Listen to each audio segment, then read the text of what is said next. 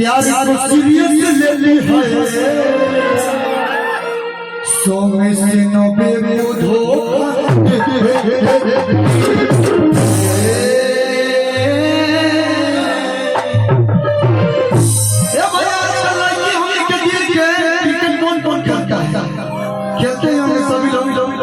युवा का खेल है काफी प्रसिद्ध खेल साउंड सब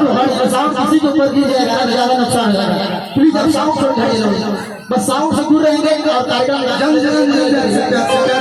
बस साउंड छोड़ जाइए आप लोग कहीं भी जाइए कोई दिक्कत नहीं जीआरएफ के ड्राइवर परमेश यादव गौड़ भलवान